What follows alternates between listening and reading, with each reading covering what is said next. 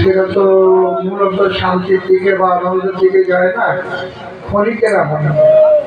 তথাপিও এই জগতে চলতে গেলে, যেমন সংসার জগতে এখন কেউ কাউকে মানে না, বেশিরভাগ ক্ষেত্রে, সবার ক্ষেত্রে বলছে। কিন্তু সাধুগুরু বৈষ্ণবের বাজারে এখনো ভক্ত ভগবান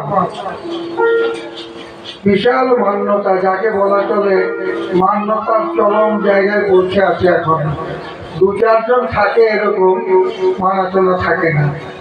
তাই রতন ঐশ্বর্যের মধ্যে আছে, থেকেও তার মাধুর্যের দিকে একটু একটু ধাবিত হচ্ছে।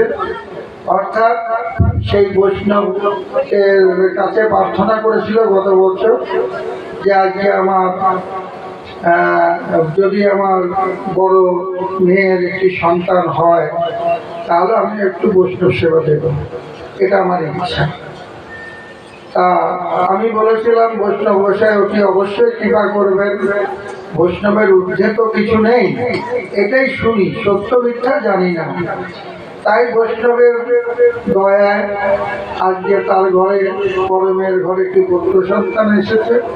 সেই উপলক্ষে বৈষ্ণব সেবা এবং সাধুগুরু বৈষ্ণবের মাধ্যমে তার আজকে মুখে প্রসাদ হবে।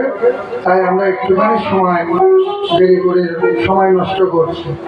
গান বেশ জমে উঠেছিল, রতন ছেলেটা খুব সুন্দরভাবে গান পরিবেশন করেছে এবং লালাবাবু জগৎসেবের কথা উল্লেখ করে নিয়ে এসেছেন।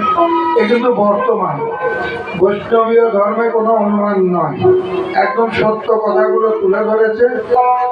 আর গুরু ছাড়া যজ্ঞ হয় না, গুরু ছাড়া কোনো কর্ম হয় না।